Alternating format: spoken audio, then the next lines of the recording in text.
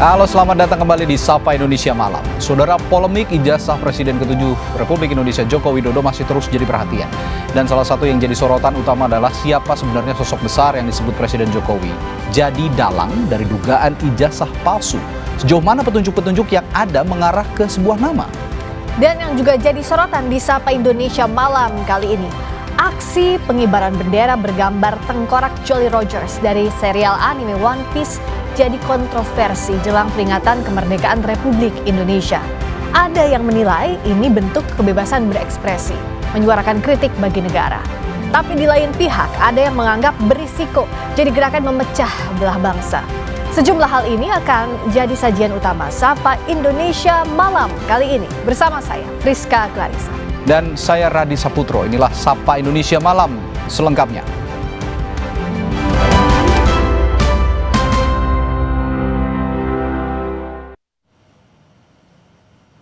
Saudara, kericuhan terjadi saat posko penggalangan donasi menolak kenaikan pajak bumi dan bangunan perdesaan dan perkotaan sebesar 250% dibubarkan Satpol PP.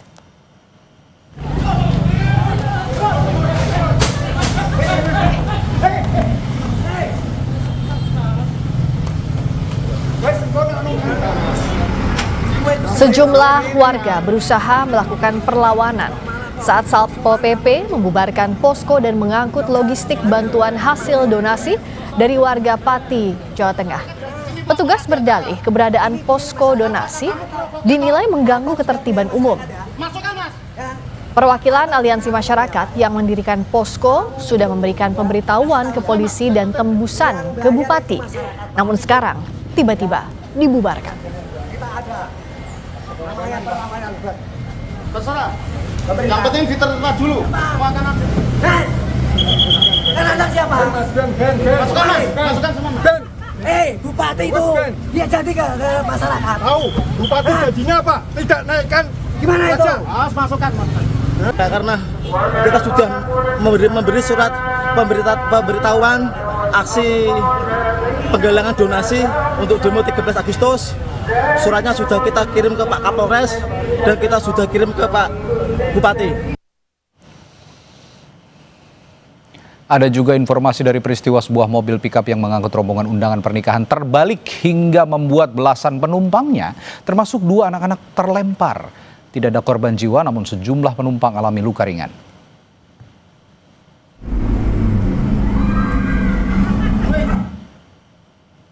Video amatir warga merekam detik-detik saat mobil pickup membawa rombongan pernikahan terbalik dalam kecepatan tinggi di tikungan Jalan Foros Malakaji, Sapaya, Goa, Sulawesi Selatan. Polisi menyebut terdapat 11 penumpang dewasa dan 2 anak-anak. Mereka alami luka ringan dan polisi mengimbau warga agar tidak menggunakan mobil pickup untuk mengangkut penumpang.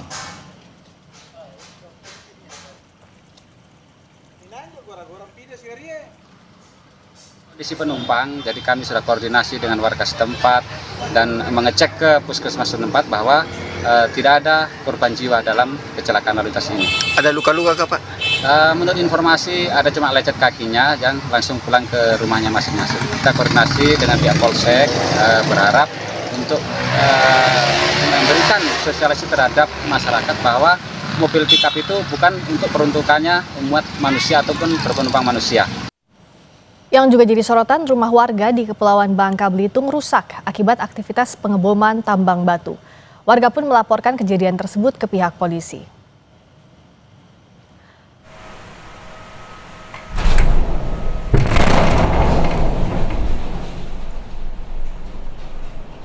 Akibat getaran dari aktivitas pengeboman tambang batu di Desa Air Mesu Timur, Bangka Tengah, rumah mengalami kerusakan. Sejumlah plafon hingga tembok retak akibat kejadian tersebut.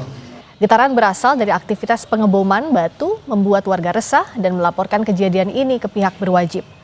Kapolres Pangkal Pinang bilang perusahaan telah sepakat memberikan kompensasi perbaikan rumah dan untuk sementara kegiatan tambang dihentikan. Ya, untuk operasional masalah blasting ya, untuk blasting itu tidak boleh dilakukan terlebih dahulu sebelum ada perbaikan rumah-rumah warga. Itu saja kesepakatan dari Pak Desa kami dengan pihak perusahaan. Berita lainnya, sejumlah sepeda motor yang diduga bekas terendam banjir dijual tanpa dokumen sah dengan harga miring 14 hingga 15 juta rupiah per unit atau setengah dari harga pasaran. Barang Grace Toko murah-murah aja, surat lelang ada. Video amatir ini memperlihatkan deretan motor tanpa dokumen berada di salah satu gudang di wilayah Deli Serdang, Sumatera Utara. Karena viral di media sosial, polisi datangi gudang penjualan dan menyelidiki adanya dugaan jual beli motor bodong atau tanpa surat-surat yang sah. Pihak Kepala Dusun Desa Seirotan, Deli Serdang bilang bahwa penjualan motor itu hanya berlangsung 2 hari dan diduga unit motor seluruhnya telah laku terjual. Namun pihak perusahaan produsen motor itu mengklarifikasi melalui media sosial bahwa motor yang dijual akan diberi surat lelang dan keterangan kena banjir. Barang Grace Toko murah-murah aja, surat lelang ada. Jadi 2 hari yang lalu sudah tidak ada lagi, dan masa sekarang memang tidak ada lagi unitnya.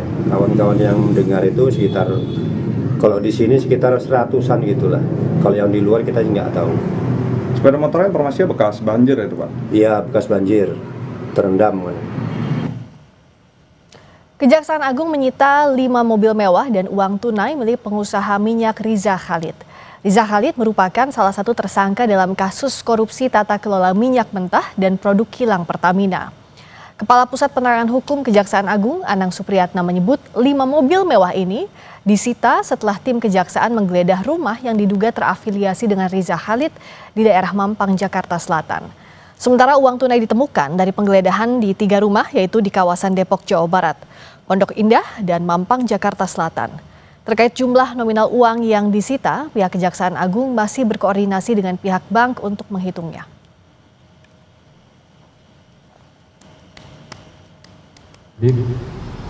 Sudah melakukan pencarian dan penyitaan terkait dengan perkara atas nama tersangka MRC. Di depan dari hasil penyitaan didapat ada 5 unit kendaraan yang di depan. Ini ada Toyota Alphard, ada Mini Cooper, ada 3 mobil sedan Mercy. Barang-barang ini disita dari pihak terafiliasi, di mana yang bersangkutan sudah dipanggil, tetapi pada saat pemanggilan tidak diindahkan dan kita melakukan penggeledahan.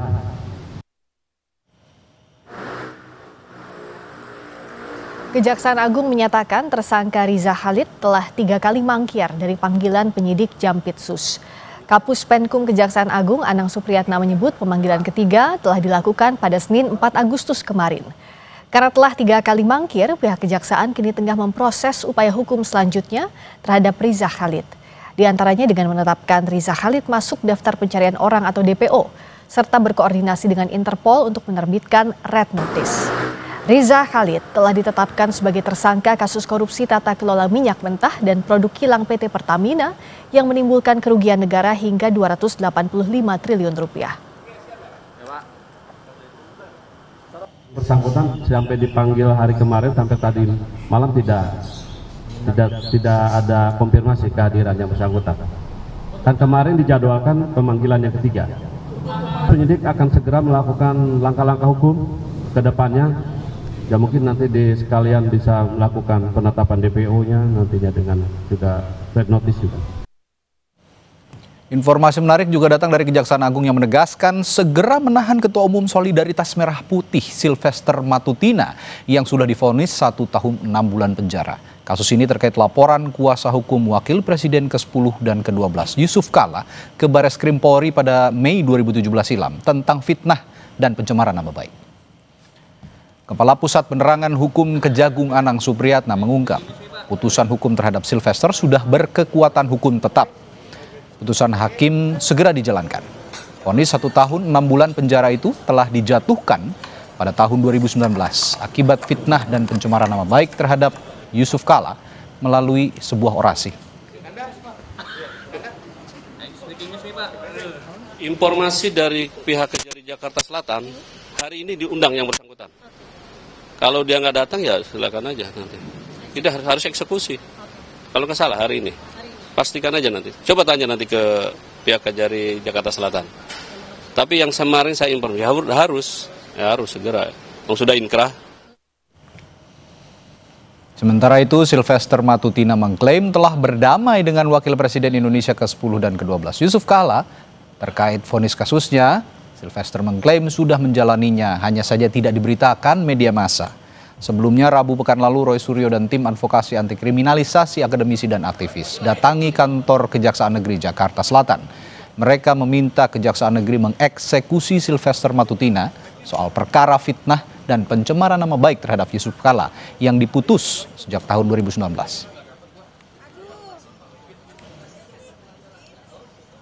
Saya mau jawab juga mengenai urusan hukum saya dengan Pak Yusuf Kalla. Itu sudah selesai dengan ada perdamaian. Bahkan saya beberapa kali, ada 2 kali, 3 kali bertemu dengan Pak Yusuf Kalla dan hubungan kami sangat baik. Dan sebenarnya urusan proses hukum itu sudah saya jalani dengan baik. Dan memang waktu itu tidak ada diberitakan karena waktu itu baik saya maupun pihak Pak Yusuf Kalla tidak pernah memberitakan di media.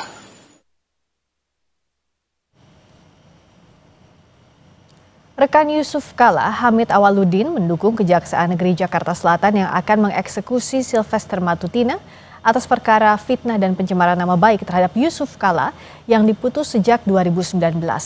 Hamid menyebut langkah Kejari untuk mengeksekusi Sylvester Matutina merupakan langkah tepat. Merespon, ya orang minta maaf kita harus maafkan, tapi kasus hukumnya tetap jalan, ya. Jadi tidak pernah ada pertemuan antara Sylvester dengan Pak Yusuf Kalla membicarakan settlement mengenai kasus ini. Komentar saya bahwa sekarang negara, yakni kejaksaan, mau melakukan eksekusi itu sudah sangat benar. Karena selama ini putusan Mahkamah Agung yang tetap menghukum dia 1,5 tahun tidak pernah dia jalani. Saudara, polemik ijazah Presiden ke-7 Republik Indonesia Joko Widodo bergeser ke soal politik. Kubu Jokowi yakin ada orang besar memainkan isu ini. Kami punya pembahasannya setelah jeda bersama rekan saya Friska Clarissa.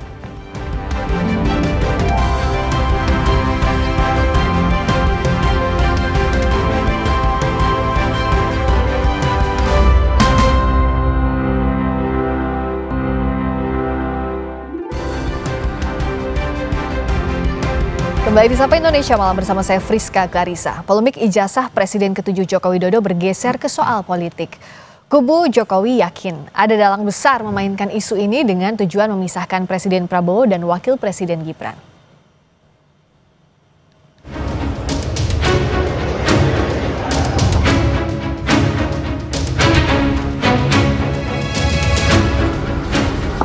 Polemik ijazah Presiden ke-7 Joko Widodo sepertinya masih jauh dari kata usai. Bukan hanya persoalan hukumnya, namun kini merembet ke urusan politik. Penuding ijazah palsu, Roy Suryo menyebut Jokowi lah yang menggeser persoalan ijazah menjadi politis karena menyebut ada dalang di balik tudingan ijazah palsu. Padahal Roy Suryo menegaskan tidak ada siapapun yang membackinginya dalam menggugat keaslian ijazah Jokowi. Jokowi tiba-tiba di tengah-tengah peristiwa ini tiba-tiba mengeluarkan satu insinuasi, ya, pikiran yang kemudian ada orang besar di balik ini. Clear ya, Mbak, saya katakan tidak ada satupun pihak, jangankan orang besar, ya, orang besar mungkin badannya besar kayak orang badannya kecil kayak saya pun nggak ada di balik kami bertiga. Dan bahkan itu sebentar lagi akan kita wujudkan dalam bentuk tulisan ilmiah. Sebelumnya Jokowi meyakini ada dalang di balik tudingan ijazah palsu maupun isu pemakzulan Gibran. Jokowi menyebutnya sebagai orang besar. Tuduhan ijazah palsu maupun pemakzulan Artinya memang ada orang besar, ada yang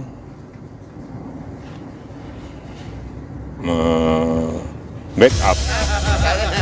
Kelompok relawan Jokowi menuding Roy Suryo CS hanya pion dari orang besar yang ingin memisahkan Prabowo Gibran. Orang besar yang dimaksud ingin menempatkan anak atau orang-orangnya sebagai pengganti. Saudara Roy Suryo CS ini kan hanya pion-pion aja. Di belakangnya kan pasti ada tokoh-tokoh yang menginginkan agar Prabowo Gibran ini berpisah, nggak sukses. Ya, hingga 2029 mereka ingin menggantikan dengan anaknya atau orangnya. Ini mantan-mantan petinggi di Republik ini nih. Ya mereka inilah penuduh ijazah palsu dan juga pemaksulan. Kenapa? Dasar-dasarnya nggak ada sama sekali. Hingga kini, belum penetapan tersangka dalam kasus ijazah Jokowi, baik yang dilaporkan Roy Suryo CS maupun yang dilaporkan Jokowi sendiri. Yang menonjol justru saling tuding berbau politis soal ada atau tidak dalang besar isu ijazah. Tim Liputan, Kompas TV.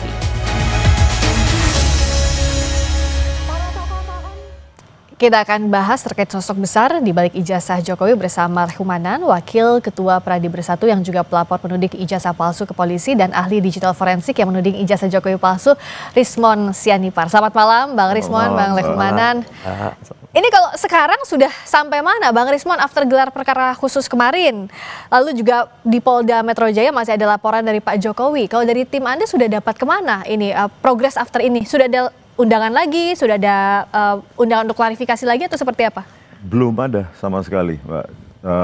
Tapi begini, kami menghormati proses hukum yang ada di Polda Metro Jaya, tetapi kami meminta juga agar kepolisian juga ya memproses laporan saya di Polda DIY atas dugaan skripsi palsu.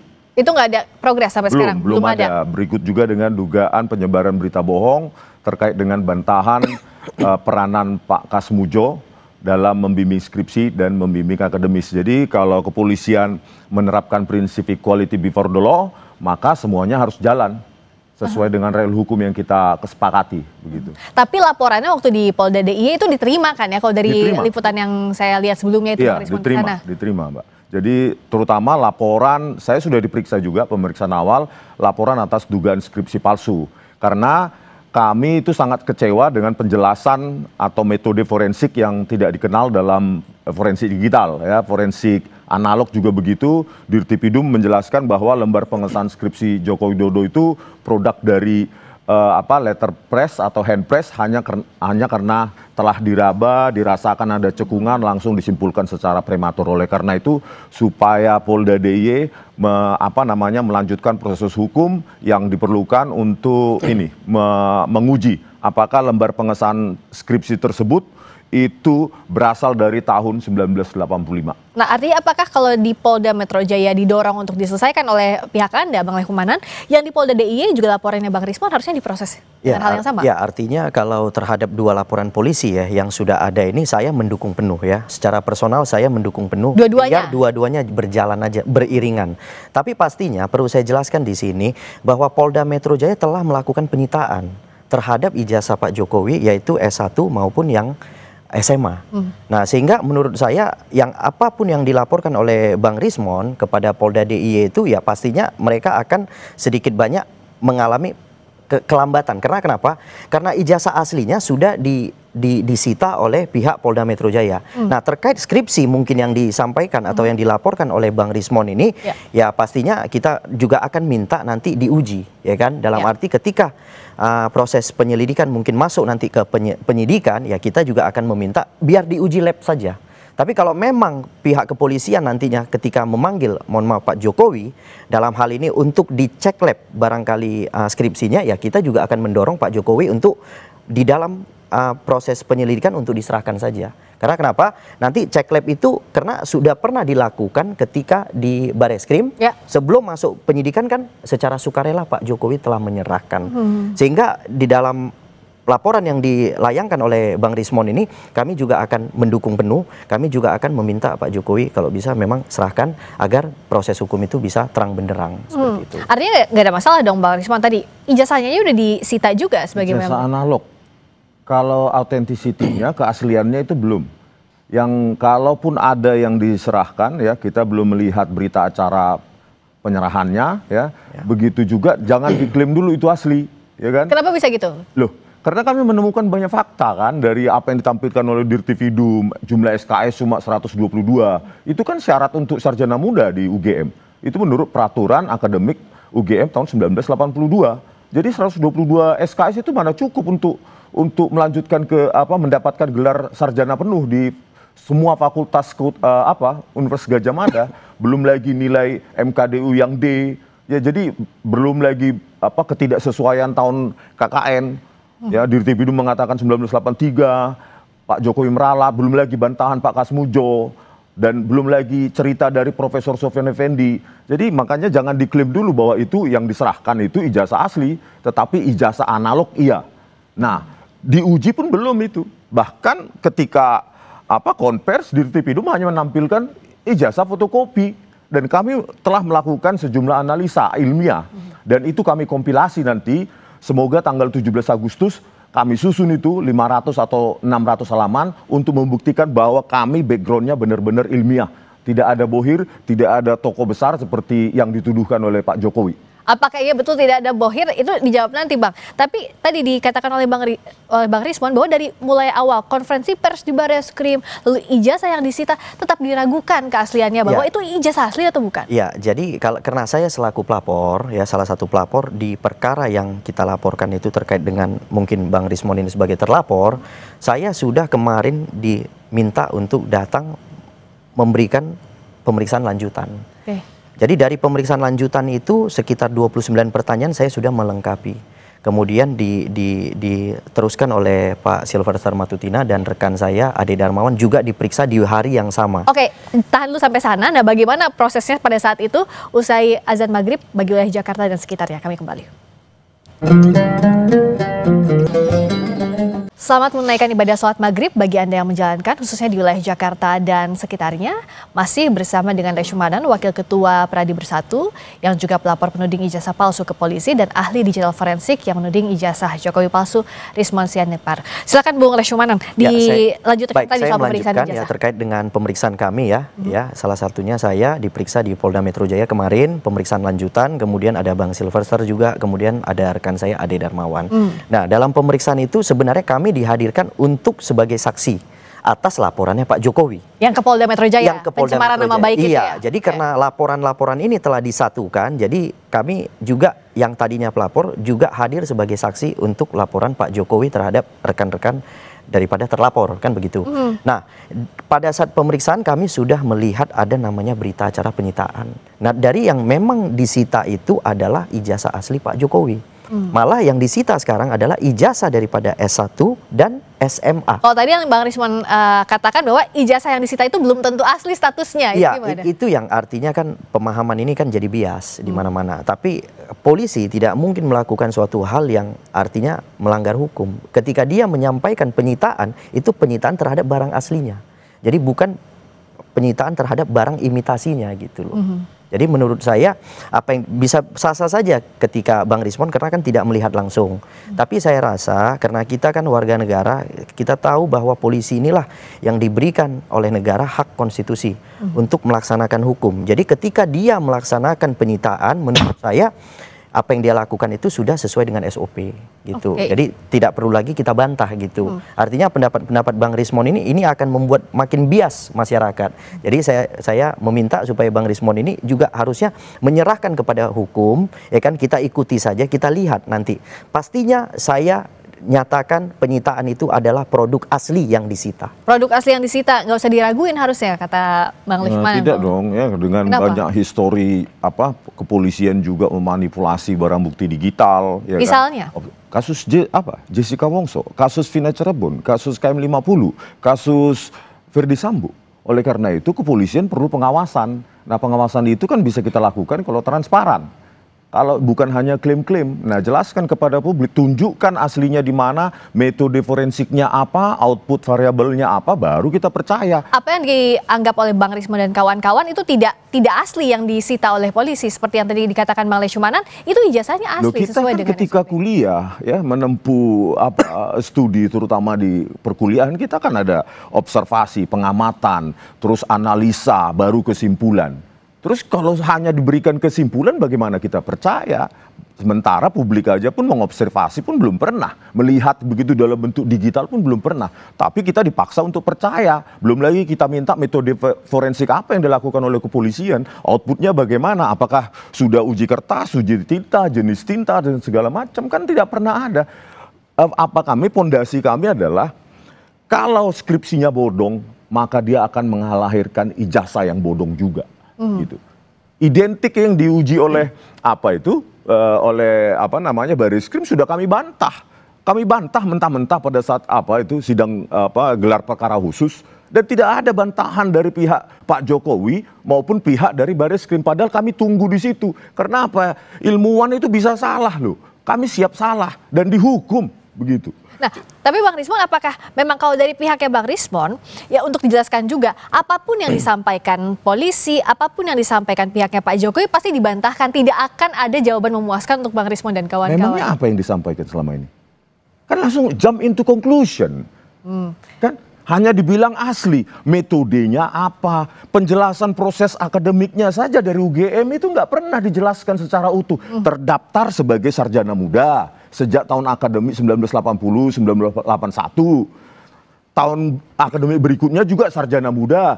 Tiba-tiba ada transkrip nilai 122 SKS. Itu pun tidak final karena kami punya ya yang tahun 1985 transkrip nilai akhir itu tidak ancur-ancuran seperti itu. Nilainya malah tulis tangan. Nah, bukti-bukti yang disampaikan tadi bukan karena ada bohir di belakang Bang Rismon dan kawan-kawan, tapi jawabnya nanti usai jeda di Sapa Indonesia Malam. Kami segera kembali.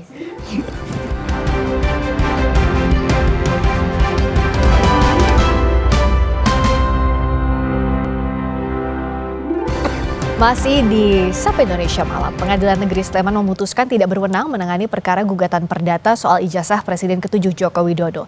Majelis Hakim berpendapat perkara sengketa informasi publik lebih tepat diajukan ke Komisi Informasi Pusat atau Pengadilan Tata Usaha Negara. Pengadilan Negeri Sleman menggelar sidang gugatan perdata terkait ijazah Presiden ke-7 Joko Widodo yang diajukan Komardin. Agenda sidang putusan sela yang digelar secara e-court atau elektronik. Dalam putusannya, Majelis Hakim yang diketuai oleh Cahyono memutuskan tidak berwenang mengadili perkara ijazah Jokowi karena masuk sengketa informasi publik. Dalam putusan sela tersebut nomor 106 itu bahwa Majelis Hakim setelah bermusyawarah menjatuhkan putusan sela menerima terhadap eksepsi kompetisi absolut. Ya, jadi intinya Pengadilan Negeri Sleman tidak punya kewenangan untuk menangani perkara nomor 106 pada 2020 ini.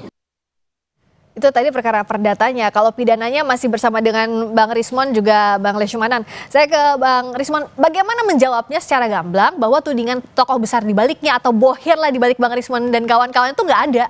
Kalau saya ya pribadi ya kalau ada bohir tangkap aja saya Pak Kapolri, itu aja apa saya. Itu standing position saya. Kalau memang ada, tangkap aja langsung saya. Karena apa? Karena itu jahat tindakan itu. Dibayar untuk menganalisa, berarti kan itu hasil analisa saya berarti hasil dari pesanan berarti. Bukan kajian saya. Gitu. Oleh karena itu ya saya tantang Pak Kapolri kalau memang ada yang bayar saya tangkap. Gitu. Yang kedua, untuk menegaskan posisi saya ya saya akan kompilasi metode-metode yang saya pakai. Dan itu silakan bantah pihak dari Pak Jokowi maupun pihak Pak UGM. Itu aja, clear. Tidak ada tokoh besar di balik tudingannya Bang Rismon, Bang Roy dan kawan-kawan sejak awal kasus ini berlangsung sampai sekarang. Ya, saya kan menganalisa tentang ijazah dan skripsi ini sejak Maret 2025. Kalau pihak-pihak lain yang memang kebetulan kami ada di sebuah tempat itu kan punya agenda masing-masing, hak politik mereka. Tetapi bukan berarti saya bisa disetir. Bukan berarti saya bisa disuruh-suruh, diorkestrasi, respon ke sini, respon ke sana, itu nggak ada itu. Makanya saya tantang, ya kalau memang ada tangkap aja langsung. Karena itu berarti saya orang jahat itu. Kenapa ditanyakan ini karena narasi tokoh besar, orang besar di balik ini kan dari Pradi Bersatu awalnya Bang Leshmanan, kawan-kawannya Bang Leshmanan. Jadi sebenarnya bahasa ini kan dimulai dari Pak Jokowi, ya kan, bahwa Pak Jokowi menyampaikan ada tokoh besar. Nah, tokoh besar itu ya kemudian dilanjutkan oleh Pak Silverstar dengan menyampaikan ada Partai Biru. Ya, kemudian selanjutnya dilanjutkan oleh rekan saya ada baju biru.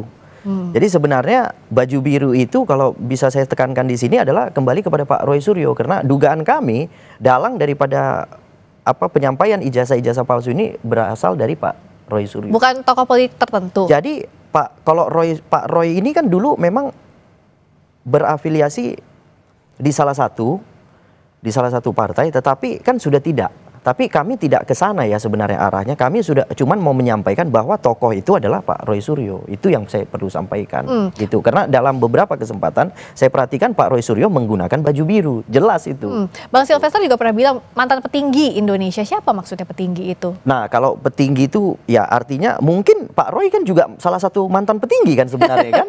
Bisa aja karena Pak Menteri, kan, gitu. mantan Iya, menteri. betul. Jadi kami tetap ngarahnya kepada Pak Roy Suryo, tidak ada orang lain. Bang Risman lihatnya apa iya sejak awal tudingannya ke Bang Roy Suryo yang dimaksud oleh Pradi Bersatu dan kalau kawan-kawan? saya mandang ya janganlah Pak Jokowi ini bias sekali seperti itu, jangan terjadi adu domba. Ya, bagi saya ini adu domba. Saya sudah seringkali bertemu dengan Pak Roy Suryo, kita mengkaji hal yang sama, terus memang dalam kasus ini memang kita sama. Sudut pandang keilmiahannya, makanya kita bertemu. Kasus Jessica Wongso kami berhadapan diametral. Itulah keilmiahan bahwa kadangkala kita bertemu dalam satu hasil analisa yang sama. Saya sudah bilang sama Pak Roy Suryo, kalau nanti ada kasus lain ya kita siap untuk saling hadap-hadapan begitu. Oleh karena itu ya ini dituntaskan aja dengan, tadi kaitannya dengan PN Sleman dan PN Surakarta itu sampai NO tidak berwenang, itu harusnya kesempatan emas untuk Pak Jokowi sebenarnya. Untuk menunjukkan ijazahnya kepada publik yang Anda pakai untuk pencalonan presiden 2014-2019. Dan itu kan hak publik, harusnya kan pengacara-pengacara itu tahu Undang-Undang nomor 14 tahun 2008. Ya, ijazah yang pernah dipakai untuk mendapatkan jabatan publik itu kan sudah menjadi milik publik, sebenarnya milik rakyat itu ijazahnya Pak Jokowi itu. Tetapi inilah sangat panjang ya, jalan berliku. Oleh karena itu kami tegaskan bahwa kami tetap ilmiah. Saya, Pak Roy Suryo dan Bu Tifah tetap ilmiah. Tanggal 17 kami buktikan pada Indonesia bahwa kami benar-benar pada jalur ilmiah gitu, Bang Leshmanan. Gimana Bang Leshmanan? Ya, kalau artinya kan gini, apa yang disampaikan mungkin Bang Rismon dengan kawan-kawan itu kan secara ilmiah yang mungkin memang secara keilmuan daripada Bang Rismon kan gitu. Tetapi dalam proses yang kami laporkan ini kan dua hal yang berbeda. Yang kami laporkan adalah tuduhan palsu, ya. Yang kami laporkan ini adalah suatu tuduhan palsu terhadap suatu produk. Kan begitu kan? Tidak terima bahwa produk itu disebut palsu. Iya, kami tidak terima bahwa salah satu produk itu yang pernah digunakan Pak Jokowi sebagai instrumen itu dinyatakan palsu. Karena kenapa? Pihak Bareskrim telah menyatakan bahwa produk itu asli. Kemudian pihak universitas yang mengeluarkan produk itu telah diperiksa dan menyatakan itu asli.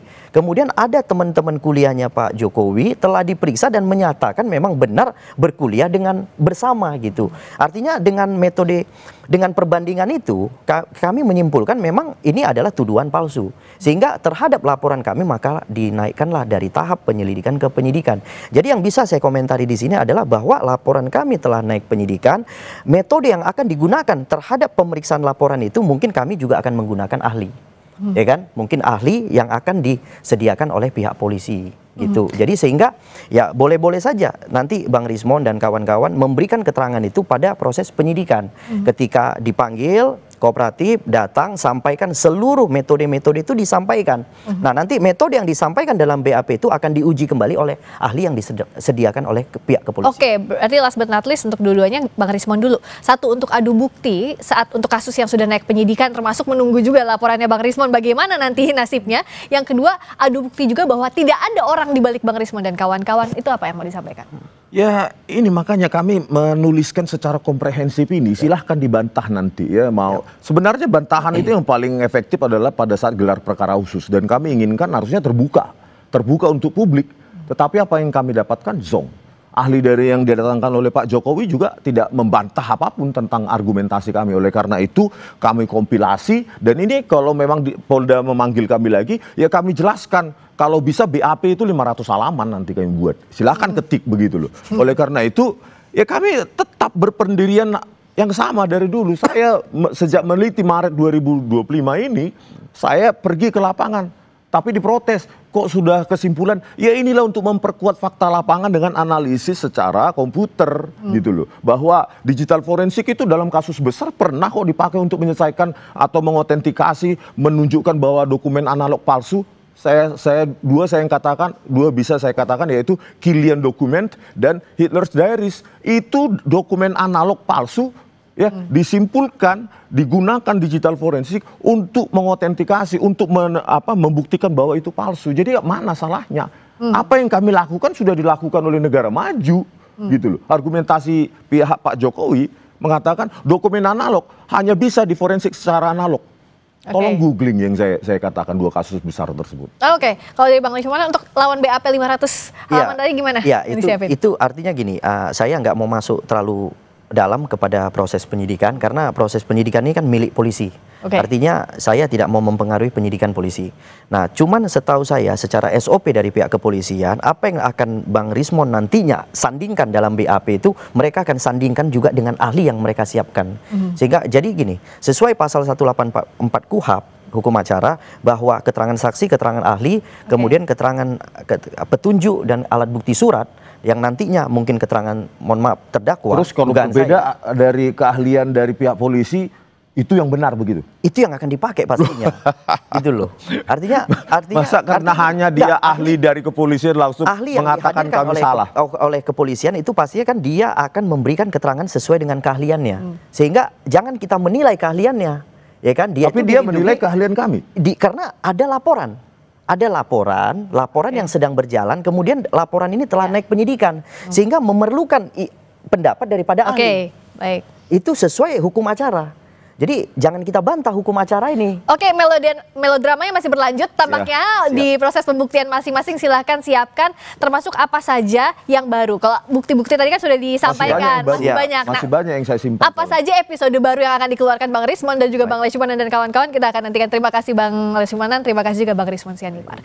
Berikutnya saudara, yang juga jadi sorotan, Polda Metro Jaya menyatakan tidak ditemukan pidana dalam kasus diplomat Arya Daru. Namun kasus ini masih menyisakan tanda tanya. Kita ulas sesaat lagi di Sapa Indonesia Malam.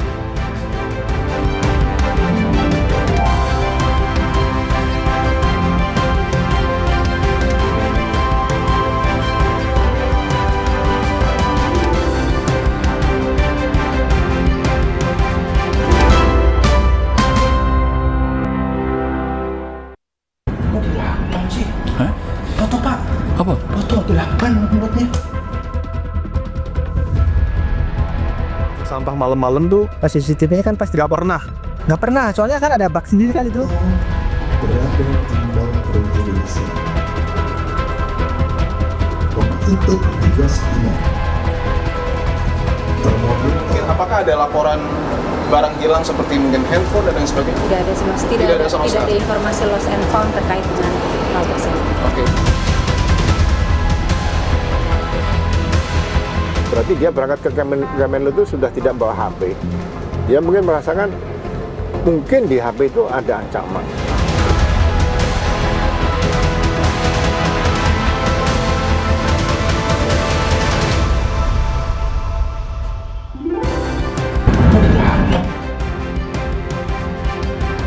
Masih di Sapa Indonesia Malam, saudara, meski Polda Metro Jaya telah menyatakan tidak ditemukan adanya tindak pidana dalam kasus kematian diplomat Arya Daru Pangayunan, namun kasus ini masih menyisakan banyak pertanyaan.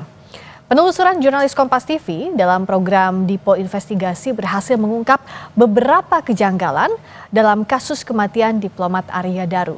Kita akan ulas beberapa temuan kejanggalan tersebut bersama Kabareskrim Polri 2008-2009 Komjen Purnawirawan Susno Duaji. Selamat malam Pak Susno.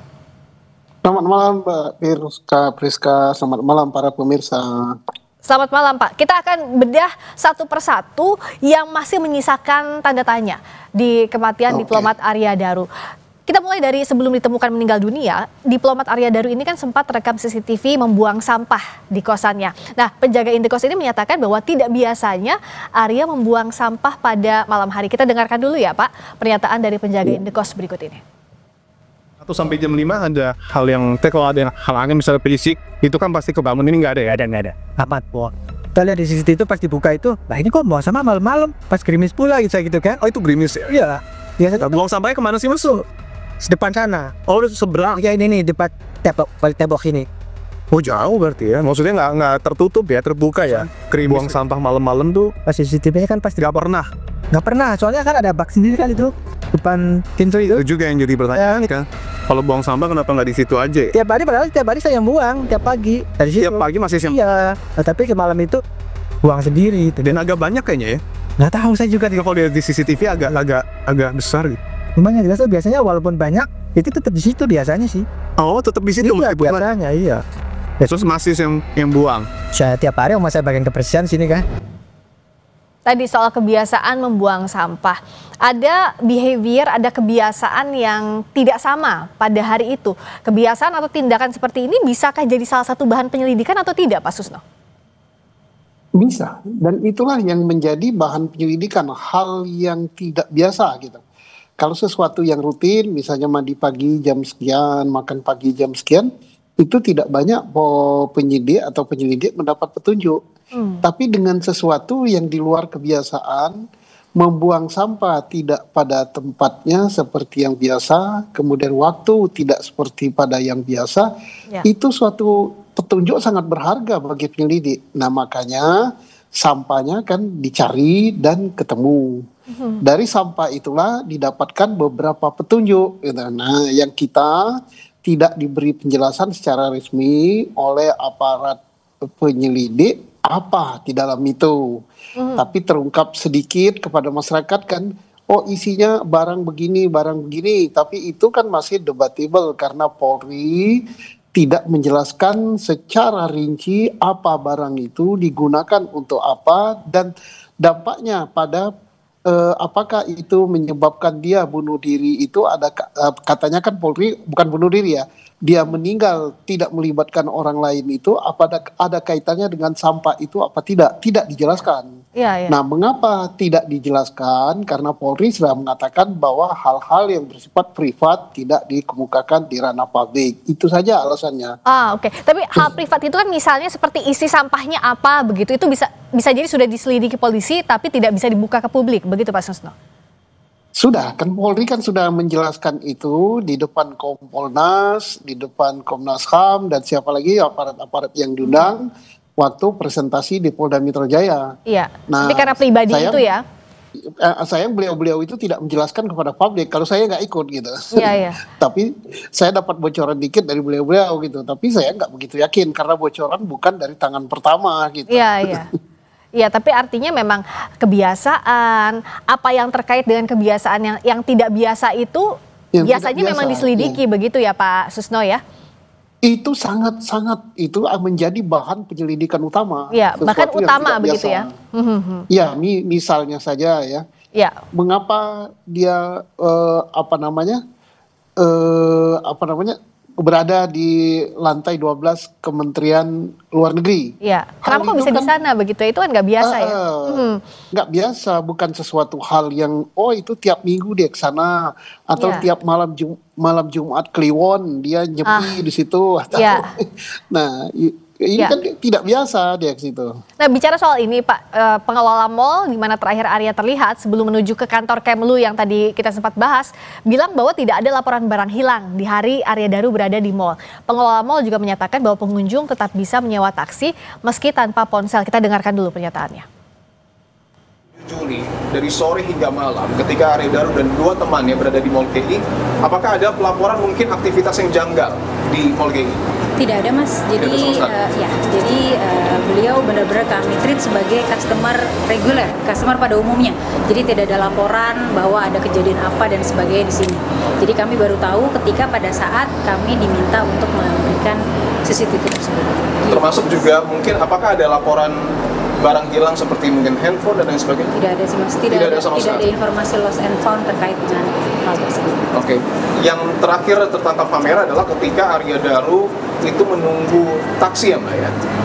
Untuk mengakses taksi ini apakah perlu menggunakan handphone atau bisa secara manual di tempat yang sudah disediakan GI? Secara manual juga bisa Mas, karena kami ada pool taksi.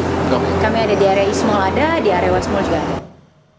Pengelola mal bilang bahwa tidak ada laporan barang hilang. Dan faktanya lagi ponsel Arya Daru juga belum ditemukan. Sementara Pak Susno, biasanya kan data-data pribadi, data terkait sequence ngapain aja hari itu adanya di ponsel. Seperti kita lah, pasti di ponsel itu ada banyak merekam kegiatan dan hal-hal terkait kejadian ini bisa jadi. Nah, apa yang harus saat ini penyelidik dan penyidik lakukan?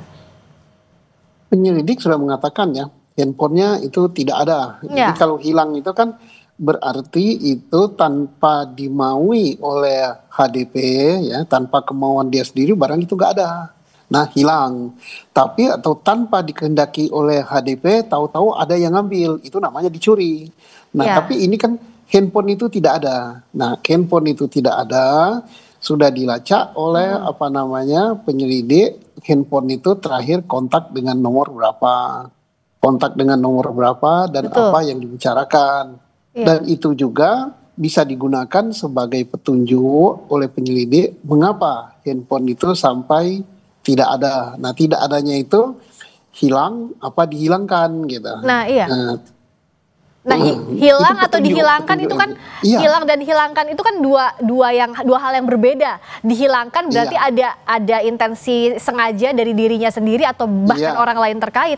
Nah, bagaimana untuk digali ini, perlukah digali lagi lebih dalam meskipun polisi bilang bahwa belum ditemukan unsur pidana, tapi apakah tetap harus didalami Pak Susno?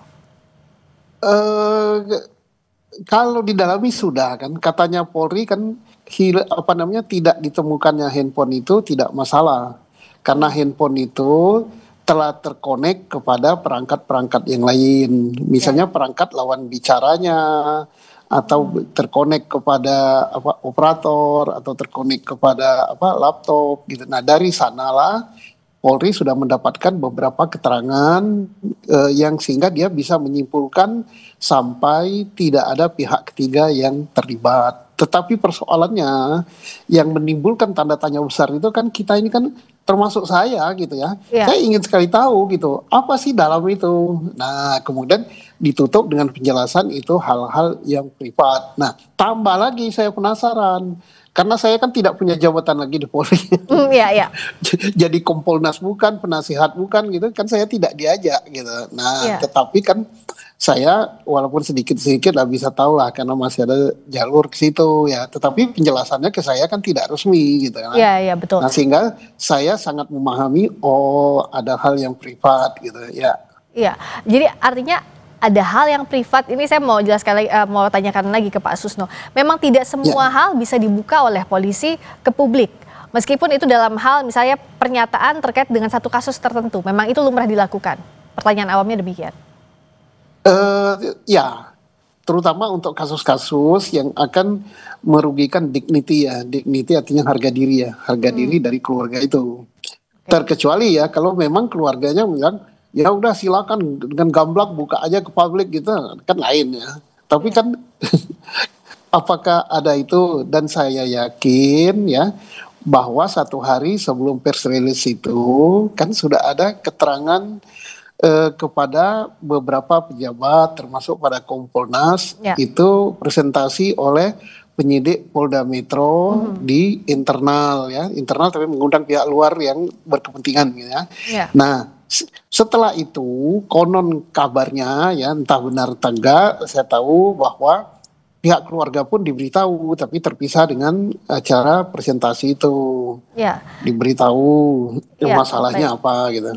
Nah masih bicara soal kejanggalan yang masih jadi tanda tanya Pak Susno, Wakapolri periode 2013-2014 Komjen Purnawirawan Ugro Seno melihat ada kejanggalan saat Arya Daru almarhum ini kembali ke kantor Kemlu. Pak Ugro bilang bahwa menduga Arya ke Kemlu ini tanpa membawa ponselnya dan curiga ada ancaman di ponsel Arya. Kita dengarkan dulu pernyataannya. Arya Daru sudah selesai berbelanja di Mall Grand Indonesia dan itu sekitar pukul 9 malam. Ada informasi bahwa ketika sudah masuk taksi 5 menit kemudian almarhum memutuskan untuk menuju ke kantor Kementerian Luar Negeri. Ya. Ada kejanggalan di situ? Agak curiga sedikit lah, ya kan? Berarti dia berangkat ke Kemenlu itu sudah tidak bawa HP. Dia mungkin merasakan mungkin di HP itu ada ancaman. Lihat rekaman CCTV di rooftop ya, di atas ya. Mungkin dia lihat bawah dan sebagainya. Ya kita bisa menganalisa kemungkinan dia merasa tidak aman atau tidak nyaman. Dia hanya ngetes, masih ada nggak yang membutuhkan dia. Nah, bagaimana kalau dari Pak Susno soal sequence yang diduga kejanggalan ini? Bagus ya, analisanya bagus kayak. Jadi ada ancaman. Nah, ancaman itu kan bisa macam-macam ya. Bisa ancaman dari orang-orang yang sangat dekat dengan dia, bisa ancaman dari orang tertentu gitu ya, ngancam. Pokoknya kalau kamu begini-begini, saya akan begini kan. Ya. Ancaman kan macam-macam kan.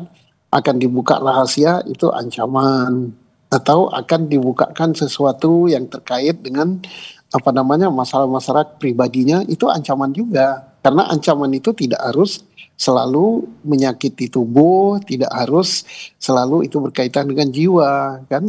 Bahkan ancaman terhadap membuka rahasia pribadi itu jauh lebih menyakitkan daripada ancaman akan dibunuh gitu ya. Dan bisa iya, misalnya kamu kalau tidak begini, atau kamu kalau tetap melakukan hal itu gini nih, kamu akan saya buka rahasianya. Itu ancaman, dan ancaman itu sangat berat, ancaman yang begitu.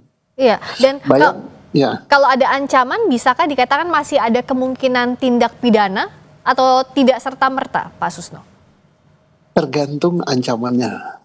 Kalau ancamannya itu kamu akan saya bunuh gitu kan, tapi kan pembunuhan itu kan tidak terjadi kan, tidak terjadi. Kemudian ada dalam teori KUHP sampai sebatas mana ancaman itu dia sudah menjadi percobaan gitu, terhadap sesuatu perbuatan pidana. Kalau di sini kan kita penyelidik belum menemukan, bukan tidak menemukan, belum menemukan. Iya betul. Nah, ya, tetapi kalau keluarga atau pihak-pihak tertentu menemukan hal itu, penyelidik dengan sangat senang hati, sangat terbuka ya dibuka. Gitu. Nah, tadi menarik soal ini terakhir. Belum ditemukan adanya unsur pidana. Artinya jika ditemukan, maka kasus bisa dilanjutkan.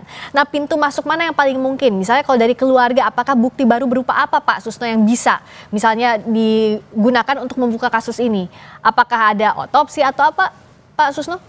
Pintu masuk kemungkinan? Kalau otopsi kan sudah dilakukan. Betul. Itu tidak ditemukan racun, tidak ditemukan apa-apa. Tapi kalau misalnya ada alat bukti ya, tapi bukan dugaan ya, bukan perkiraan, bukan saya yakin, bukan hal-hal gitu, tapi buktinya ini, misalnya, saya melihat bahwa ada orang yang masuk dalam kamar itu, kemudian orang itu tidak terdetek oleh CCTV, tapi saya punya videonya, ada yang merekamnya, itu bagus sekali. Ya, novum atau bukti baru begitu ya Pak Susno ya? Iya, itu sangat bagus, dan Polri sangat berterima kasih karena apa? Ya. Polri sudah kerja keras gitu, tidak bisa menemukan itu, atau bukan tidak bisa ya? Belum menemukan itu, sampai Polri pun gitu mengadakan tes uji DNA gitu di kamar itu, karena kalau DNA itu kan molekul yang sangat kecil ya, akan terdetek, rambut saja terdetek, keringat saja terdetek kalau ada orang lain yang masuk ke kamar itu. Ternyata Polri belum menemukan itu. Jadi jika ada novum atau bukti baru maka bisa dilanjutkan, tapi kalau tidak maka sebaliknya, begitu ya Pak Susno? Baik. Kalau tidak ada ya mau mengungkap apanya gitu, karena apa? Ibaratnya ini sudah mentok gitu, sudah mentok kok nggak ketemu, makanya dalam bahasa yang disampaikan bukan bunuh diri, bukan dibunuh, bukan kecelakaan, tapi Polri belum menemukan tindak pidana dan belum menemukan pihak lain yang terlibat terkait dengan meninggalnya si Aryo Danu ini. Ya, baik. Jadi itu yang digarisbawahi, Polri belum menemukan tindak pidana dan belum menemukan pihak lain yang terkait dengan kematian Arya Daru. Terima kasih Pak Susno, Komjen Purnawirawan Susno Duaji, Kabarreskrim Polri 2008-2009. Selamat malam. Selamat malam Mbak Priska, selamat malam para pemirsa sekalian. Terima kasih. Berikutnya saudara, kami kembali dengan sorotan aksi mengibarkan hingga melukis bendera One Piece jelang peringatan Hari Kemerdekaan Republik Indonesia ditemukan di berbagai daerah. Apakah ini ekspresi kreativitas atau kritik bagi masyarakat? Informasinya usai jeda di Sapa Indonesia Malam bersama Radhi Saputro.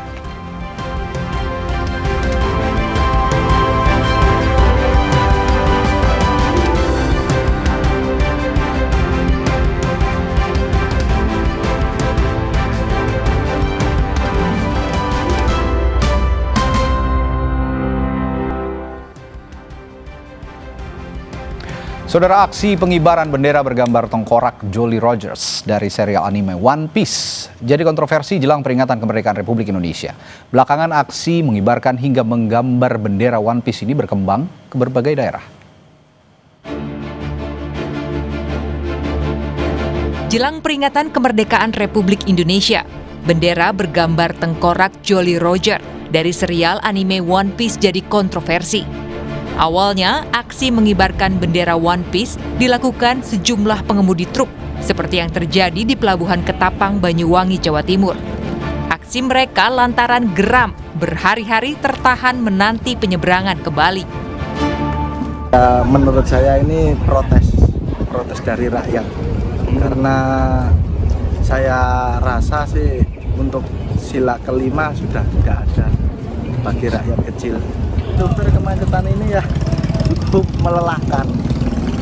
Soalnya di sini juga berapa hari biaya juga membengkak. Belakangan, aksi mengibarkan hingga menggambar bendera One Piece berkembang ke berbagai daerah. Sebuah mural One Piece di Jalan Kampung Duyuh, Sragen, Jawa Tengah diminta dihapus. Ketua RT setempat menyatakan gambar mural itu jadi ekspresi anak muda menyambut 17 Agustus. Sementara di Solo, Jawa Tengah, sejumlah warga melukis mural One Piece di jalanan Losari, Semanggi, Solo. Warga menyebut lokasi ini adalah kreativitas anak muda jelang Hari Kemerdekaan. Gubernur Lemhanas Aceh Hasan Syazili mengingatkan bahwa ada cara lain untuk mengkritik daripada mengibarkan bendera One Piece. Ada yang mencoba untuk mengibarkan bendera One Piece ini, ya harus dilihat apa relevansinya. Kalau bagian dari kritik terhadap pemerintah, kita punya cara yang lain untuk bisa menghargai simbol-simbol bangsa kita. Menteri Sekretaris Negara Prasetyo Hadi mengakui aksi mengibarkan bendera One Piece sebagai bentuk kebebasan ekspresi masyarakat. Tapi ia minta aksi ini tidak dimanfaatkan pihak-pihak untuk mengganggu kesakralan Hari Ulang Tahun Kemerdekaan Indonesia. Kalau berkenaan dengan kreativitas dari kawan-kawan komunitas-komunitas, tentu itu sebagai sebuah kebebasan berekspresi dan tidak ada masalah. Tapi tolonglah, ini jangan dimanfaatkan untuk hal-hal yang mengganggu kesakralan. Misalnya kemudian memanfaatkan kreativitas tersebut ya, untuk menghimbau ya, supaya mengibarkan bendera-bendera selain bendera merah putih. Kan itu yang tidak benar gitu. Sementara itu, Bareskrim Polri enggan berkomentar banyak terkait aksi pengibaran bendera One Piece jelang peringatan kemerdekaan. Bareskrim meminta agar masyarakat tetap menjaga persatuan dan kesatuan bangsa. Tim Liputan Kompas TV. Kita ulas lebih dalam soal fenomena bendera bajak laut atau One Piece dari serial anime bersama Hendarsam Marontoko, politisi Partai Gerindra, dan Usman Hamid, Direktur Eksekutif Amnesty International Indonesia. Selamat malam, Bung Usman. Selamat malam. Hendarsam. Selamat malam. Saya ke Bung Usman dulu deh. Oke. Tadi kan kita lihat ya di berita pengantar, ada aparatur TNI yang menghampiri sekelompok pemuda yang menggambar mural seperti mural yang tidak ada kaitannya sebenarnya dengan bendera merah putih. Kalau dalam konteks itu, apakah tindakan represi? Ya, kalau saya melihat itu agak represif ya. Apakah tindakan represif seperti itu ancaman sanksi punya ancaman sanksi pidana berdasarkan Undang-Undang 24 nomor tahun 2000 9 yang dianggap melanggar HAM katanya? Tidak ada. Itu bagian dari kebebasan berekspresi masyarakat. Menggambar di jalan, mural di tembok gitu ya. Sepanjang yang punya tembok nggak keberatan. Itu pun kalau yang punya tembok keberatan urusannya lain ya. Terus yang kedua kan kalau itu dianggap melanggar hukum, pertanyaannya apakah personil TNI adalah aparat penegak hukum? Juga urusan yang lain lagi tuh. Kan seharusnya kan tentara benar-benar fokus melaksanakan kebijakan pertahanan negara. Nah kalau memang itu dianggap pidana, pidananya apa? Nah, salah satu menteri mengatakan itu makar. Makar itu ada banyak pasalnya. Yang mana? Pasal 104 kah? Misalnya membunuh presiden, merampas kemerdekaan presiden, mencegah presiden untuk melaksanakan tugasnya. Atau pasal 1 misalnya 07 mengenai penggulingan pemerintahan yang sah misalnya. Atau pasal 108 misalnya mengenai pemberontakan gitu. Nah ini yang mana? Kalau menurut saya satu pun dari pasal tidak ada yang berhubungan dengan tindakan pengibaran bendera One Piece itu. Jadi saya kira tindakan masyarakat dalam mengibarkan bendera One Piece itu anggaplah sebagai bagian dari cara mereka menyatakan pikiran, cara mereka menyatakan pendapat. Ini kan sebenarnya alegori. Alegoris itu sangat penting karena dia bisa menyederhanakan kompleksitas persoalan. Misalnya tadi supir-supir truk. Supir truk kalau disuruh menjelaskan kenapa mereka sampai ngantri 3 hari, dia bisa 2 jam jelasin itu kan.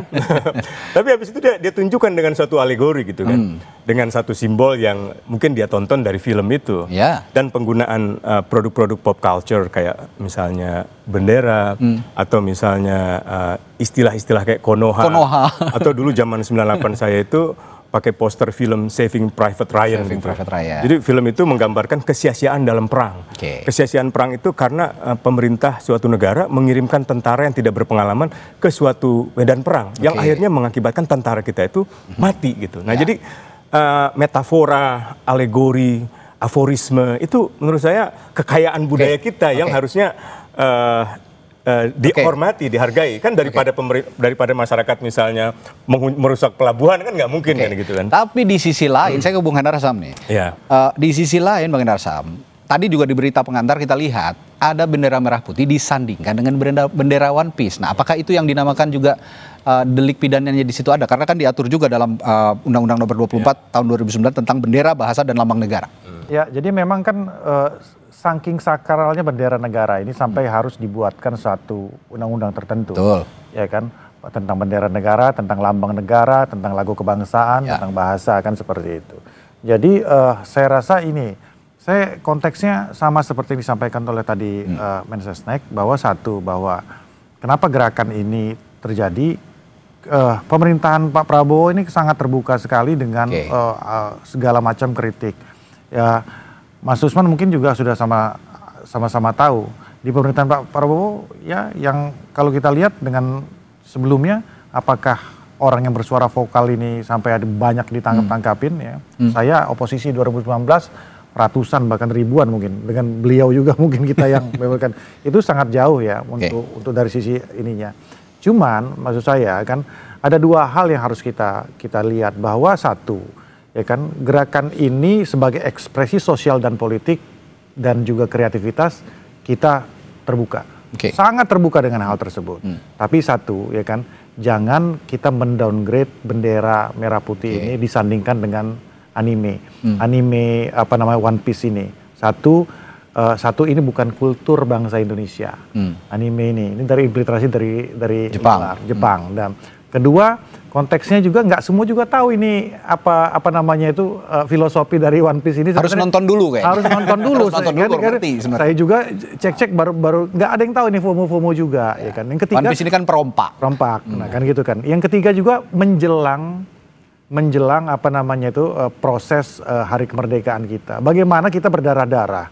Bagaimana para pejuang kita berdarah-darah untuk mendapatkan kemerdekaan itu, dan kita tanda kutip kita rusak kesakralan itu dengan cara-cara seperti ini.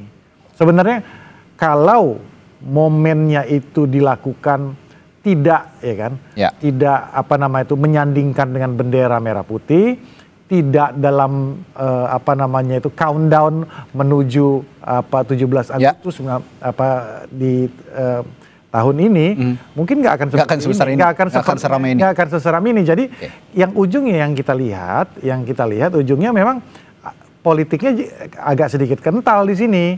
Karena bicara masalah momentum. Jadi ini aktivis tulen ini, ya kan?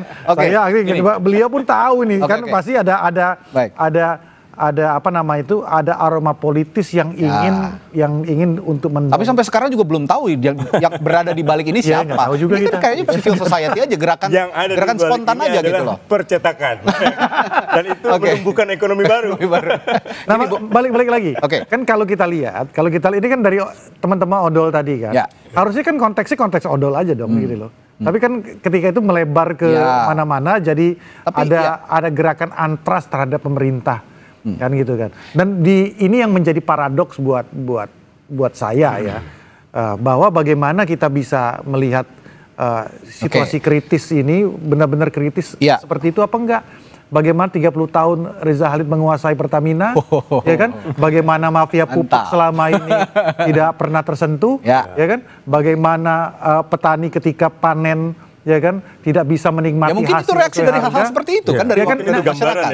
Iya kan, ya gambarannya kan harusnya bukan pada saat ini, harusnya pada saat One Piece itu hadir pada saat Prabowo belum memerintah kan gitu kan harusnya kan. Begini. Kan jadi paradoks kan. Begini, tapi ya kan? Ini ada narasi juga tadi kita saksikan juga di berita pengantar dari Mensesnek Prasetyo Hadi bahwa ini dikhawatirkan memecah belah bangsa. Tapi kalau menurut Bung Usman ada nggak unsur memecah belah bangsa itu, atau jangan-jangan ini ya karena itu masalahnya tadi karena lambang negara aja. Kalau di luar itu misalnya soal mural di tengah jalan itu tidak ada masalah. Bayangkan kalau anime One Piece itu adalah lambang dari sebuah negara. Katakanlah negara Amerika Serikat misalnya gitu ya kan. Lalu masyarakat mengibarkan benderanya sambil merobek bendera merah putih. Atau melakukan tindakan lain yang merendahkan martabat bendera merah putih. Itu mungkin bisa kena undang-undang tentang lambang negara, tentang bendera. Banyak negara, sebagian negara memang melarang itu. Sebagian lagi membebaskan sepanjang itu tidak misalnya menyerang orang, merusak properti gitu kan. Nah, tapi dalam kasus yang sekarang, kalaupun ia disandingkan dengan bendera, tergantung niatnya. Misalnya tadi mau dimasukin ke pasal makar ya. Pasal makar itu kan bukan hanya ada niat, tapi ada permulaan perbuatan. Nah, permulaan perbuatannya mana nih? Kalau pasal 104 arahnya ke pembatasan kemerdekaan presiden, pembunuhan presiden. Kalau pasal 108 menggulingkan pemerintahan yang sah dengan senjata loh, dengan kekerasan loh makar itu. Apakah ada senjatanya? Apa ada kekerasan? Rasanya nggak ada. Apalagi tadi yang diberikan kesempatan untuk bersaksi supir truk. Nah, mungkin pada saat supir truk itu diberitakan, saran saya misalnya Menteri Perhubungan gitu ya, atau menteri-menteri terkait itu merespon segera. Sehingga antrian di pelabuhan itu tidak begitu lama. Saya pernah ngerasain itu 2023 nggak salah, saya ke Bali itu naik bawa mobil sendiri, ngetes umur ya. Dan ternyata masih bisa, tapi antrinya cukup panjang itu. Nah, hal-hal semacam ini yang mungkin saya kira pemerintah kan juga berkepentingan untuk memastikan seluruh jalur logistik itu efisien, gitu kan, tidak ada pungli gitu kan. Kan malu loh supir truk sampai mengatakan kami tidak tapi pekerjaan, gini, Bung Usman, kami jangan dipalak ibaratnya gitu. Bagaimana dengan apa yang dikatakan Bung Harsam tadi soal kesakralan momen sakral ketika hendak merayakan kemerdekaan Republik Indonesia? Apakah ini juga tidak ada kaitannya dengan tindak pidana mencederai lambang negara? Nah, itu misalnya gini, kita kan baru berasumsi nih, 17 Agustusnya belum tiba, perbuatannya belum ada. Katakanlah ini adalah tanggal 17 Agustus. Tiba-tiba ada masyarakat yang mengibarkan bendera merah putih di atasnya, di bawahnya bendera anime One Piece.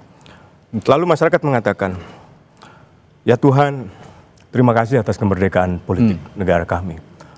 Para pendiri bangsa, terima kasih atas jasa para pahlawan itu.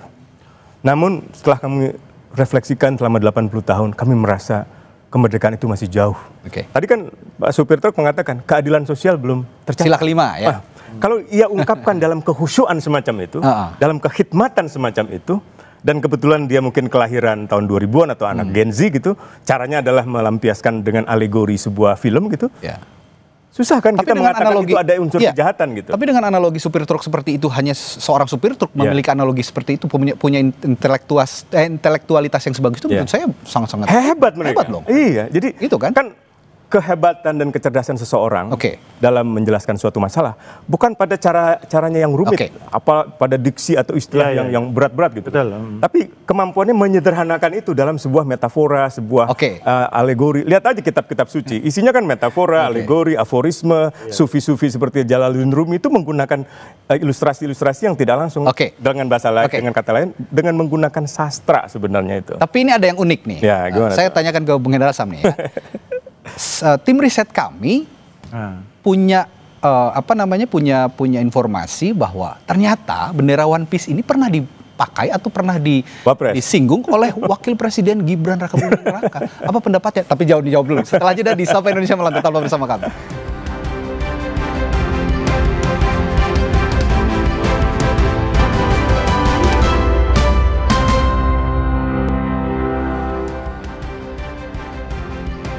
Sebelum kita lanjutkan perbincangan, saya baca dulu berita yang satu ini. Pemerintah Kota Surabaya tidak melarang warganya untuk mengibarkan bendera One Piece di perkampungan. Namun Wali Kota Surabaya Eri Cahyadi mengimbau warganya untuk menghormati momen peringatan Hari Ulang Tahun Republik Indonesia dengan mengibarkan bendera merah putih.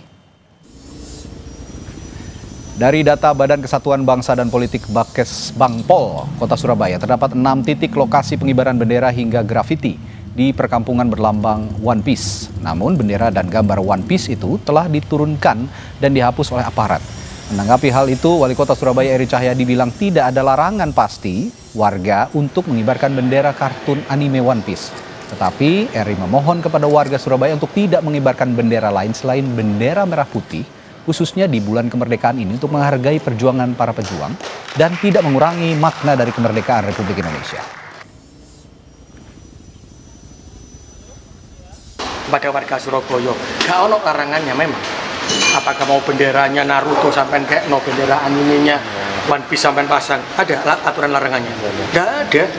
Tapi jangan kurangi makna kemerdekaan kita. Perjuangan dari para pejuang kita adalah untuk memberikan persatuan, memberikan kesatuan, memberikan rasa kebahagiaan kepada yang lainnya dengan perjuangan kebersamaan yang dituangkan dalam gotong royong seperti dasar-dasar dan nilai-nilai Pancasila. Saudara, sementara itu Gubernur Jawa Timur Hovifah Indar Parawansa juga menanggapi soal polemik pengibaran bendera One Piece jelang Hari Kemerdekaan ke-80 Republik Indonesia. Menurutnya sebaiknya masyarakat menghormati bulan kemerdekaan dengan hanya mengibarkan bendera merah putih. Hovifah menyatakan bahwa merah putih hingga harga mati untuk masyarakat diminta agar menghormati bulan kemerdekaan dengan hanya mengibarkan bendera merah putih sepanjang bulan Agustus. Hovifah juga mengaku telah memberikan atau membagi-bagikan bendera merah putih langsung ke masyarakat Jawa Timur. Merah putih harga mati, jadi tolong hormati, ini kita pada bulan kemerdekaan, jadi yang kita kibarkan adalah bendera merah putih, itu ya kawan-kawan. Ya. Artinya di Jawa Timur imbauan untuk memasang bendera merah putih? Sudah, surat edarnya sudah, saya kemana-mana sudah membagi tuh bendera merah putih kemana-mana. Ya, apa yang dilakukan atau dinyatakan oleh Pak Eri Cahyadi, Wali Kota Surabaya dan Gubernur Jawa Timur Hovifah sebenarnya senafas dengan apa yang kita bicarakan hari ini. Kan sepanjang itu tidak disandingkan dengan bendera merah putih, tidak masalah gitu. Jadi apa yang Anda dorong kira-kira ke depannya untuk fenomena One Piece ini? Ya itu tadi aja, sebenarnya masalah momentum aja. Jadi karena gerakan masyarakat itu ada yang genuine, ada juga yang tidak hidup di ruang kosong. Memang kan seperti itu kan. Nah kalau saya melihatnya gini ya, bukan kritik tapi masukan kepada adik-adik kita bahwa memang kita ini mengalami krisis nasionalisme. Bagaimana tendensi anak-anak muda kita ini lebih senang mentertawakan bangsanya sendiri dan negaranya sendiri. Nah ini berbeda dengan kami ini nih yang dulu kita berusaha nasionalisme itu kita perjuangkan. Ini sebenarnya lagi pengen kita ubah bahwa mentertawakan gimana contoh gini ya, 10 tahun yang lalu aja lah. Gimana ketika Indonesia dengan Malaysia sedang tanding bola. Itu nasionalisme tinggi banget kita dengan mereka. Tapi enggak, kalau sekarang itu enggak. Kita malah mentertawakan diri kita, mengatakan negara Konoha, ya kan, Wakanda, ya kan. Terlepas dari segala macam kekurangan yang ada di pemerintahan sebelumnya. Tapi artinya bahwa hal-hal seperti inilah yang memang harus mulai kita pupuk. Jadi mentertawakan diri sendiri itu atau bukan ngenyek gitu ya bahasanya, nyinyir terhadap dan ngenyek terhadap bangsa sendiri itu malah diketawain sama apa nama itu bangsa-bangsa luar gitu loh. Gini, berangkat dari pernyataan Bung Hendar Sam tadi, ketika banyak anak-anak muda kita yang sekarang ya mungkin sedikit kurang menghargai negara lah begitu. Dengan tadi mengatakan negara Konoha, negara Wakanda. Saya ke Bung Usman. Bung Usman, kalau gitu memandang fenomena ini sebagai cerminan kegelisahan masyarakat terhadap kondisi sosial politik misalnya, itu seperti kekecewaan terhadap kinerja pemerintah, apa yang dikatakan oleh supir truk tadi. Kalau gitu bisa nggak pemerintah memanfaatkan momen ini sebetulnya untuk bersama-sama nyari solusi gitu loh, bukan alih-alih malah melakukan tindakan represif, memanfaatkan aparat gitu. Bisa banget, apalagi kan baru-baru ini Presiden Prabowo menyampaikan pidato tentang apa yang dimaksud sebagai serakahnomics gitu kan, ekonomi keserakahan, yang sebenarnya mengilustrasikan cara perompak di dalam melakukan pengumpulan aset-aset ekonomi kekayaan. Nah justru kampanye One Piece ini dengan gambar perompak ini sebenarnya selaras dengan pidatonya Prabowo. Ini anggap aja sebagai DPR jalanan nih. DPR Senayan mungkin caranya dengan undang-undang, Bung Hendar Sam, dan kawan-kawan, debat RUU bermalam-malam gitu. Tapi cara masyarakat kan lain lagi, nggak bisa disamakan dengan Bung Hendar Sam. Dia punya caranya sendiri. Kalau gitu dengan ungkapan-ungkapan sastra atau ungkapan seni atau ungkapan budaya gitu. Kalau gitu, kalau dibilang kata Bung Hendar Sam tadi sudah mulai mengikis nasionalisme anak-anak muda, sebenarnya anak-anak muda ini kan sayang dengan kondisi seperti ini. Sangat sayang. Kan lihat supir truk tadi. Keadilan sosial tidak ada. Kan dia sebenarnya tidak sedang mengecam pemerintahan Prabowo.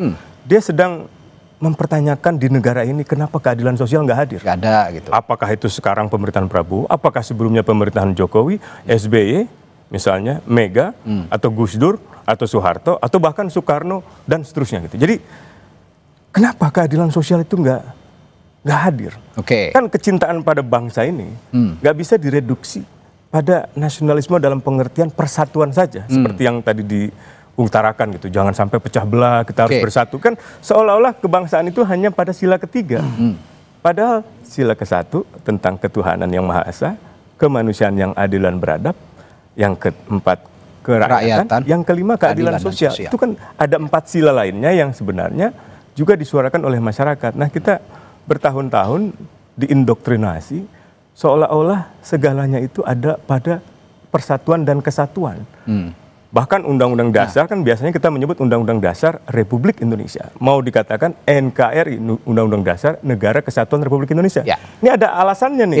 Yaitu datang dari filosofi ideologi kekeluargaan, ideologi familial, yang menganggap negara dengan masyarakat itu seolah-olah keluarga.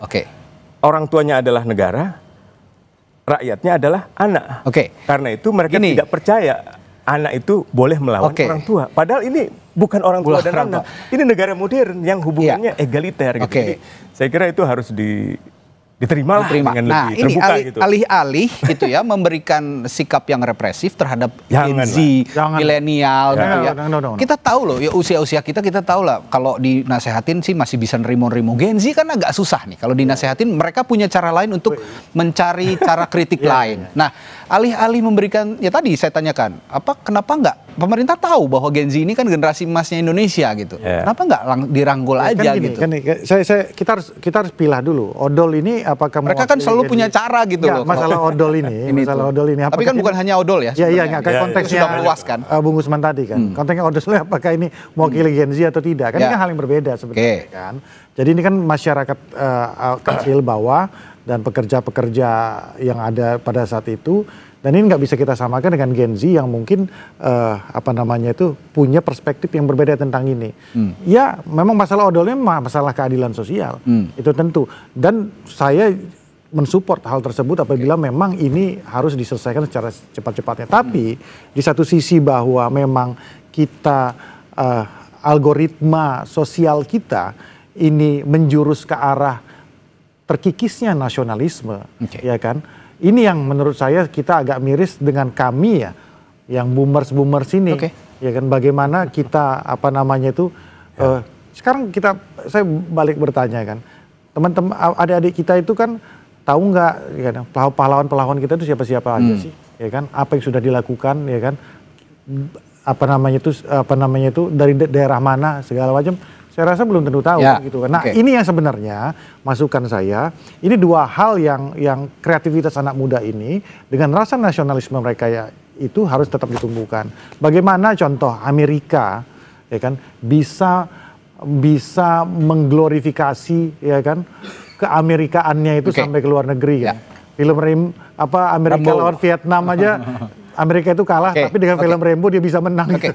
Jadi hal-hal seperti ini sebenarnya yang ke depan harus maksudnya ada titik temu antara kreativitas dari Gen Z ini tapi dengan rasa nasionalisme. Kalau saya boleh menyimpulkan perbincangan malam hari ini, jangan buru-buru menyimpulkan bahwa ini tindak pidana. Harus dipilah juga. Itu tidak. Saya juga jangan menyimpulkan buru-buru ini tindak pidana. Harus dipilah juga konteksnya mana kreativitas, mana yang menghina lambang negara. Baik, terima kasih Bung Usman, Bung Hendar Sam sudah berbagi perspektifnya malam hari di Sapa Indonesia Malam. Tetaplah bersama kami saudara, setelah jeda Sapa Indonesia Malam akan kembali dengan informasi lainnya. Kapal cepat pengangkut wisatawan terbalik di Pantai Sanur, Bali. Sesaat lagi.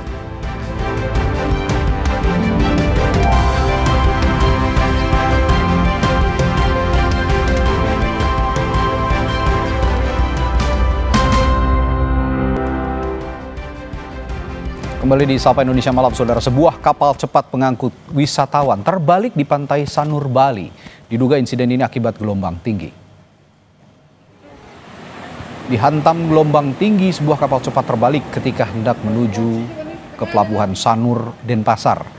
Kapal itu terbalik sekitar 400 meter dari pelabuhan. Dari data sementara, kapal bernama Bali Dolphin 2 ini membawa 75 penumpang. Dugaan sementara kapal terbalik karena gelombang tinggi.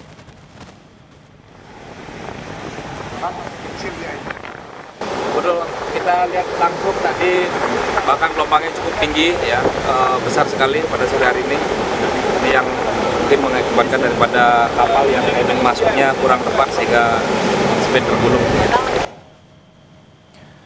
Saudara, kericuhan terjadi saat posko penggalangan donasi menolak kenaikan pajak bumi dan bangunan perdesaan dan perkotaan sebesar 250% dibubarkan Satpol PP.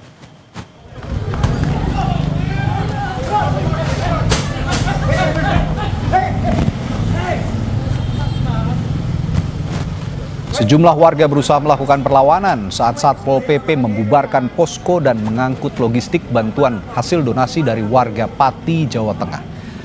Petugas berdalih keberadaan posko donasi dinilai mengganggu ketertiban umum. Perwakilan aliansi masyarakat yang mendirikan posko sudah memberikan pemberitahuan ke polisi dan tembusan ke Bupati, namun sekarang tiba-tiba dibubarkan.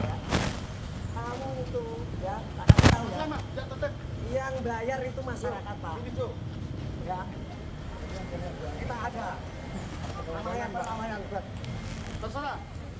Karena kita sudah memberi surat pemberitahuan aksi penggalangan donasi untuk demo 13 Agustus. Suratnya sudah kita kirim ke Pak Kapolres dan kita sudah kirim ke Pak Bupati. Berita selanjutnya, rumah warga di Kepulauan Bangka Belitung rusak akibat aktivitas pengeboman tambang batu. Warga pun melaporkan kejadian itu ke pihak kepolisian.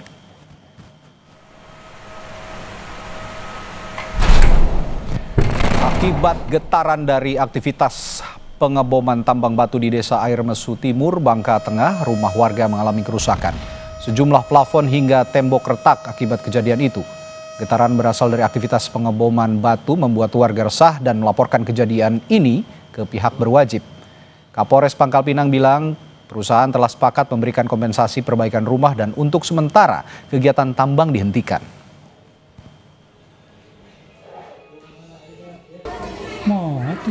Ya, untuk operasional masalah blasting ya, untuk blasting itu tidak boleh dilakukan terlebih dahulu sebelum ada perbaikan dari rumah-rumah warga. Itu saja kesepakatan dari Pak Desa kami dengan pihak perusahaan. Sorotan lainnya, Saudara, Kejaksaan Agung menegaskan segera menahan Ketua Umum Solidaritas Merah Putih Sylvester Matutina yang sudah divonis 1 tahun 6 bulan penjara. Kasus ini terkait laporan kuasa hukum Wakil Presiden ke-10 dan ke-12 Yusuf Kalla ke Bareskrim Polri pada Mei 2017 silam tentang fitnah dan pencemaran nama baik. Kepala Pusat Penerangan Hukum Kejagung Anang Supriyatna mengungkap putusan hukum terhadap Sylvester sudah berkekuatan hukum tetap. Putusan hakim segera dijalankan. Vonis 1 tahun 6 bulan penjara itu telah dijatuhkan pada tahun 2019 akibat fitnah dan pencemaran nama baik terhadap Yusuf Kalla melalui sebuah orasi.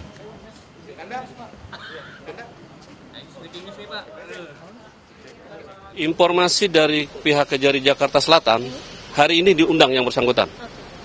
Kalau dia nggak datang ya silakan aja nanti. Tidak harus eksekusi.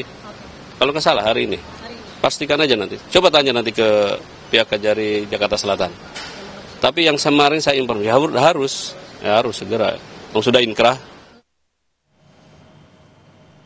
Sementara itu, Sylvester Matutina mengklaim telah berdamai dengan Wakil Presiden Indonesia ke-10 dan ke-12 Yusuf Kalla terkait vonis kasusnya.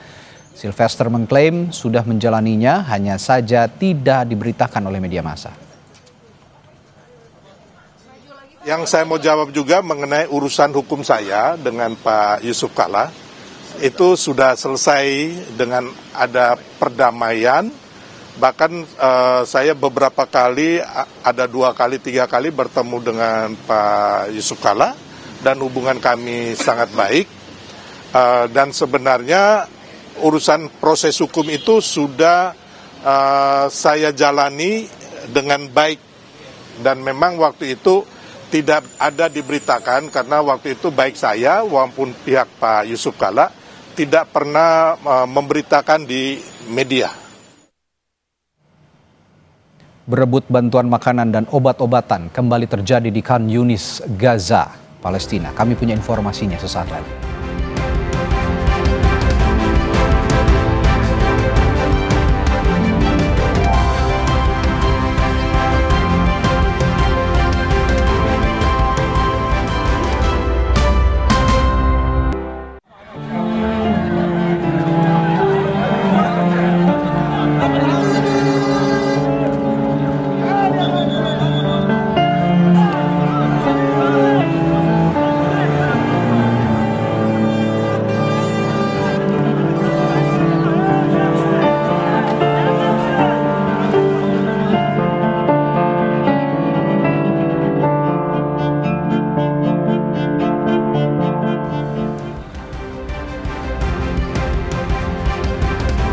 Saudara, berebut bantuan makanan dan obat-obatan kembali terjadi.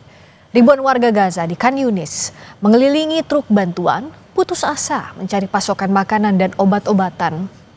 Warga harus berebut dengan saudara-saudaranya yang lain demi bisa mendapatkan makanan untuk keluarga mereka di rumah. Krisis kemanusiaan di Gaza semakin parah dan membuat jutaan ribu orang harus berdesakan bahkan mengancam jiwa mereka sendiri. Kelaparan dalam skala ekstrim yang disebut oleh WHO mencatat bahwa ambang batas kelaparan telah terlampaui di sebagian besar wilayah Gaza.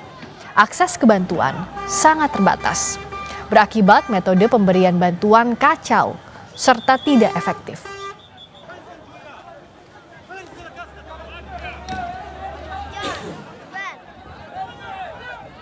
اسمها مصاعد الموت، اسمها مساعدات الدول والدم، هذه مش مساعدات بالطريقة يعني أول حاجة إذا ما متش من إطلاق النار بتموت من الشهود. غصبا عن بدنا ناكل طنياتنا، أنا مخلف عندي أولاد صغار، كيف بدي أطعميهم أنا؟ ما حدش بيرحم حد اليوم. زي يوم القيامة نفس الدنيا. بنقاتل بناخذ، بنقاتلش ما بناخذ. Sangat memilukan ya melihat mereka kelaparan seperti itu. Semoga krisis kemanusiaan, krisis kelaparan yang melanda warga Gaza bisa segera berakhir. Saudara, informasi tadi sekaligus menjadi penutup jumpa kita malam hari ini. Dan di penghujung Sapa Indonesia malam hari ini, kami ingatkan Anda kembali, jangan lupa cukupi kebutuhan air mineral setiap hari dan rasakan kesejukannya. Saya Radhi Saputro. Dan saya Friska Clarissa, terima kasih, sampai jumpa besok.